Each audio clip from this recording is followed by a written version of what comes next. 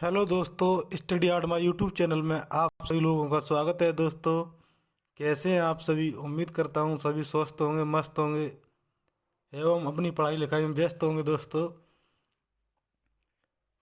तुम लेकर आए हैं दोस्तों हिंदी का प्रश्न सेट ROA RO के लिए।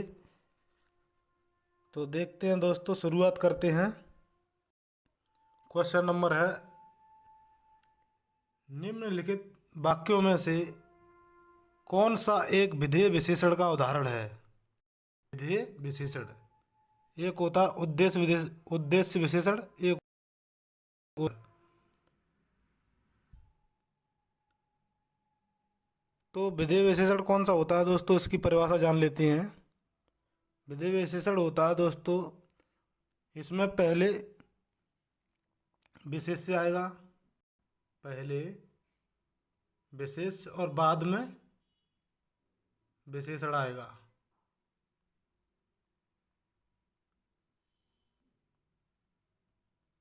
पहले विशेष बाद में विशेषण आता है तो उसे कहते हैं हम विधेय विशेषण।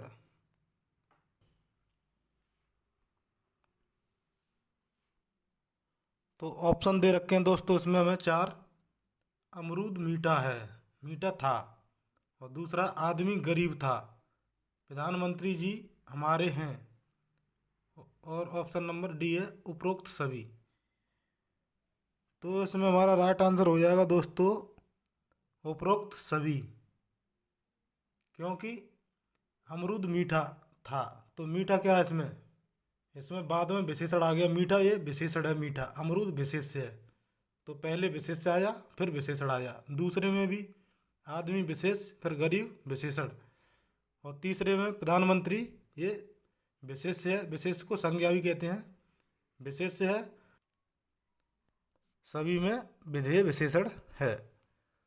अब चलते हैं दोस्तों नेक्स्ट क्वेश्चन की तरफ। निम्नलिखित में से कौन सा विशेषण विशेष युग्म की दृष्टि से गलत है? विशेषण विशेष्य युग्म की दृष्टि से गलत है, यानी पहले विशेषण आना चाहिए फिर बाद में विशेष्य। तो देखते हैं दोस्तों, इसमें व्याकरण, ऑप्शन नंबर ए है व्याकरण। और इसमें इधर दे रखा है व्याकरण। तो इसमें पहले मैं दे दिया है, इसमें विशेष दे दिया है इसने पहले। व्याकरण क्या है? व्याकरण विशेष्य है और व्याकरण ये विशेषण है। तो ये युग्म हमारा गलत है, ऑप्शन नंबर ए। दूसरा वाला वायत्य, वायत्य है हमारा विशेषण, इसका विशेष्य है वायु। शहीद, शहीद विशेषण है और विशेष्य है शहादत। याज्ञिक, यह विशेषण है, यज्ञ विशेष्य है। यानी और बाकी युग्म सब सही है विशेषण और विशेष्य की तरह। अब चलते हैं दोस्तों नेक्स्ट क्वेश्चन की तरफ।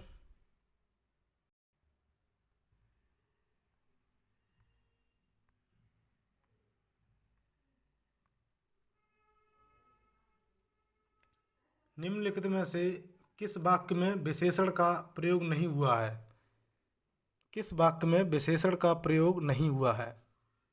तो देखते हैं दोस्तों, ऑप्शन दे रखे हमें। वह पुजारी है, वह लड़की काले रंग का दुपट्टा पहनती है, यह गाय सुंदर है, वह परिश्रमी भी है।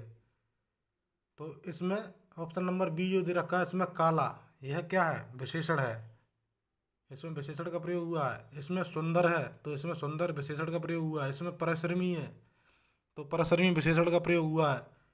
लेकिन ऑप्शन नंबर ए है जो इसमें विशेषण का प्रयोग नहीं हुआ है, वह पुजारी है। तो हमारा राइट आंसर हो जाएगा ऑप्शन नंबर ए। अब है नेक्स्ट क्वेश्चन।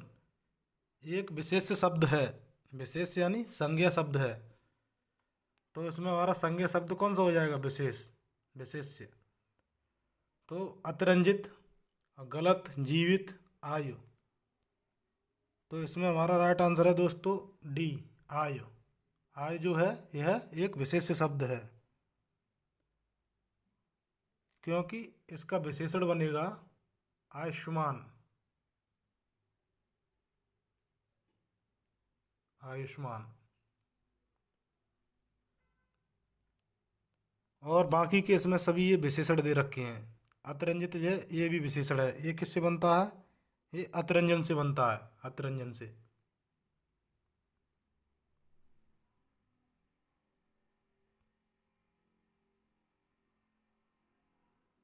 और गलत है, ये भी विशेषण है। ये किससे बनता है? गलती से बनता है। और जीवित ये भी विशेषण है। ये किससे बनता है? ये बनता है जीवन से। अब चलते हैं दोस्तों नेक्स्ट क्वेश्चन की तरफ। ऊर्मी।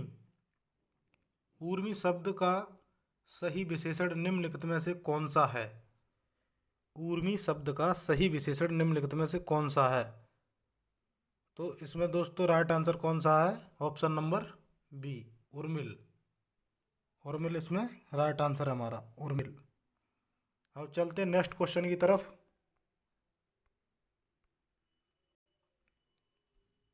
निम्नलिखित में से निम्नलिखित में से कौन एक शब्द प्रत्यय लगाकर विशेषण बनाया गया है? कौन एक शब्द प्रत्यय लगाकर विशेषण बनाया गया है?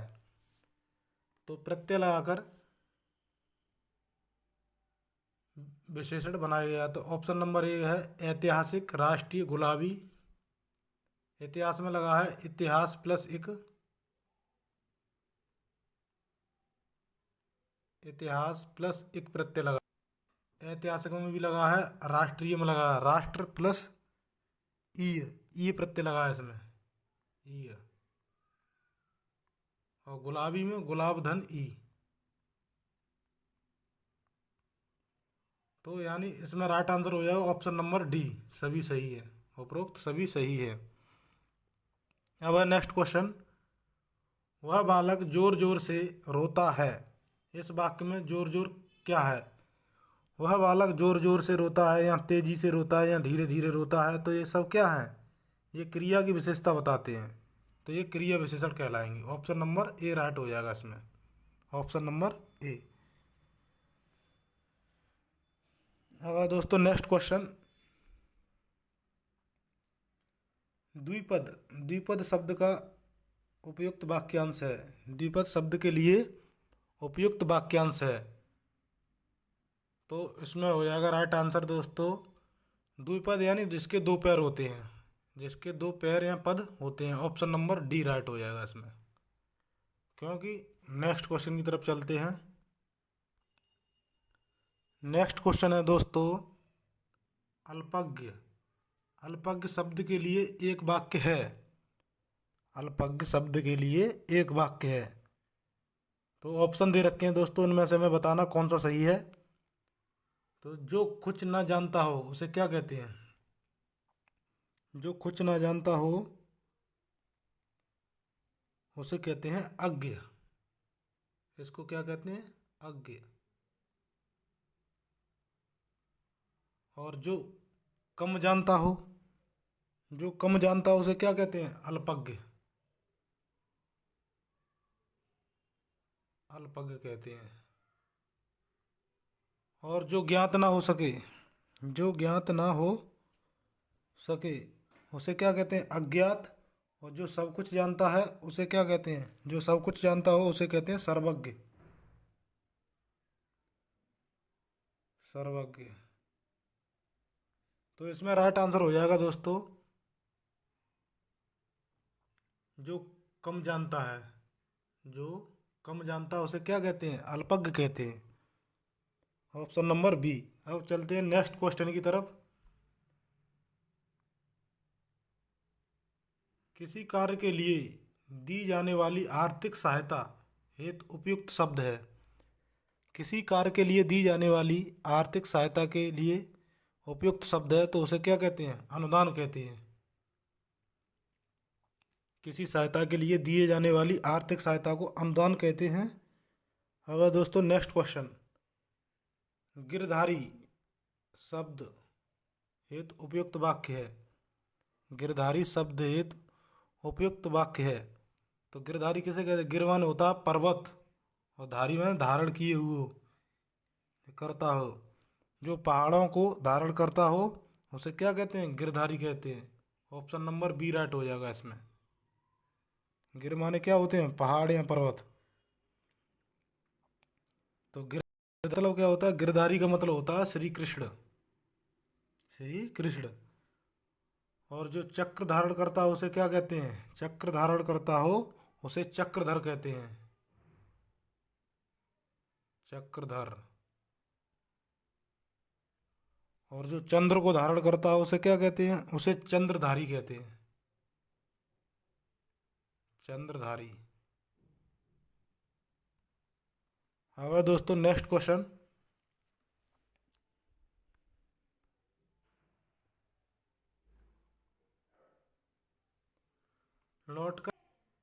लौटकर आया हुआ वाक्यांशित उपयुक्त शब्द है।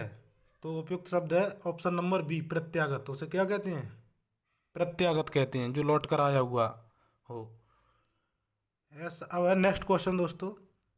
ऐसा बोझ जिसे ढोना कठिन हो, ऐसा बोझ जिसे ढोना कठिन हो के लिए एक शब्द है। तो उसके लिए एक शब्द है दुर्वह, ऑप्शन नंबर डी, दुर्वह। और दुरंगा किसे कहते हैं, जिसके दो रंग हों, दो रंग हों उसे कहते हैं दुरंगा। और दुर्भगा, दुर्भगा किसे कहते हैं, वह स्त्री जिस जिस पर स्वामी का प्रेम ना हो, वह स्त्री जिस पर स्वामी का प्रेम ना हो उसे दुर्भगा कहते हैं। और दुर्जय किसे कहते हैं, दुर्जय कहते हैं जो कठिनता से जाना जा सके, जो कठिनता से जाना जा सके। तो इसमें ऑप्शन नंबर हमारा डी सही है दोस्तों। अब चलते हैं नेक्स्ट क्वेश्चन की तरफ। अविकल शब्द हेतु उपयुक्त वाक्य खंड है। अविकल शब्द हेतु उपयुक्त वाक्य खंड क्या है। इसमें चार ऑप्शन दे रखे हैं, इनमें से मैं छांट कर बताना कौन सा सही है। तो अविकल शब्द के लिए जो उपयुक्त शब्द है वो है दोस्तों ऑप्शन नंबर ए, ज्यों का त्यों। इसका अर्थ है ज्यों का त्यों, वाक्य खंड का वाक्य खंड है ज्यों का त्यों। अब है नेक्स्ट क्वेश्चन दोस्तों। निम्नलिखित शब्द तथा उनके संदर्भ में प्रयुक्त वाक्यों के युग्मों में कौन सा एक सही सम्मिलित नहीं है। निम्नलिखित शब्द तथा उनके संदर्भ में प्रयुक्त वाक्यों के युग्मों में कौन सा एक सही सम्मिलित नहीं है, सही सम्मिलित नहीं है। तो अज माने होता है दोस्तों जो जन्म नहीं लेता, ये तो सही है अपना। दोहित्र, पुत्री का पुत्र हो उसे क्या कहते हैं, दोहित्र। पांच जन्य, इसमें हमारा यही ऑप्शन गलत है। पांच जन्य का इसमें दे रखा है युधिष्ठिर का शंख, युधिष्ठिर का शंख, यह गलत है। पांच जन्य का अर्थ होता है दोस्तों श्री कृष्ण का शंख, श्री कृष्ण का शंख। और प्रदोष, तो प्रदोष का होता है अर्थ दोस्त रात्रि का प्रथम पहर। तो इसमें राइट आंसर हो जाएगा हमारा option number C, option number सी।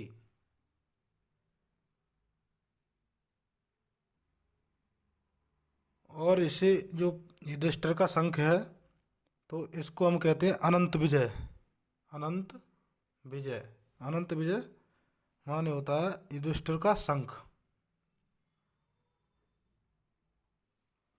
अब है दोस्तों नेक्स्ट क्वेश्चन। जो आकाश में विचरण करता हो उसे क्या कहते हैं, जो आकाश में विचरण करता है उसके लिए एक शब्द है नभचर, ऑप्शन नंबर बी, नभचर। जो आकाश में विचरण करता है उसे नभचर कहते हैं। अब है दोस्तों नेक्स्ट क्वेश्चन। मुकुल, मुकुल शब्द के लिए एक वाक्य है। जो फूल खिलाना हो उसे क्या कहते हैं, कली कहते हैं। वह फूल जो खिलने जा रहा हो उसे हम मुकुल कहते हैं, यानी अधखिला फूल, अधखिला फूल हो या जो फूल खिलने जा रहा हो उसे क्या कहते हैं, मुकुल कहते हैं। तो इसमें राइट आंसर हो जाएगा option number B. Option C का मतलब है कमल की डंडी, तो इसे मृणाल कहते हैं। क्या कहते हैं, मृणाल। अब है तालाब में खिला कमल, तालाब में खिला कमल, इसके लिए एक शब्द है सरसिज, सरसिज। अब है दोस्तों नेक्स्ट क्वेश्चन। क्वेश्चन नंबर है दोस्तों नेक्स्ट, अशुद्ध वाक्य का चयन करें। तो इसमें हमें ऑप्शन दे रखे हैं। तो पहला है मुझे क्या करना है, मेरा और आपका घोर संबंध है, घोर संबंध है। तो इसमें घोर नहीं होना चाहिए दोस्तों, यहाँ पर यही गलत है, यहाँ पर घनिष्ठ संबंध होना चाहिए। मेरा और आपका घनिष्ठ संबंध है, तो ऑप्शन नंबर बी राइट हो जाएगा इसमें। और तीसरा ऑप्शन है अधिकतर लोगों का यही विचार है, मौर्य काल में लोग सुखी थे। तो अशुद्धि किसमें है, ऑप्शन नंबर बी में। अब है दोस्तों नेक्स्ट क्वेश्चन, निम्नलिखित में से किस एक शब्द की वर्तनी शुद्ध है। तो ऑप्शन दे रखे हैं हमको चार इसमें, मनीषीगढ़, वैक्रम, विभीषिका, याज्ञवल्क्य। तो इसमें वर्तनी शुद्ध है हमारी दोस्तों याज्ञवल्क्य, ऑप्शन नंबर डी सही है इसमें। क्योंकि मनीषीगढ़ जो है, तो मनीषीगढ़ में मनीषगढ़ होगा, ये सा षटकोण पर छोटी की मात्रा होगी यहाँ पर, मनीषीगढ़,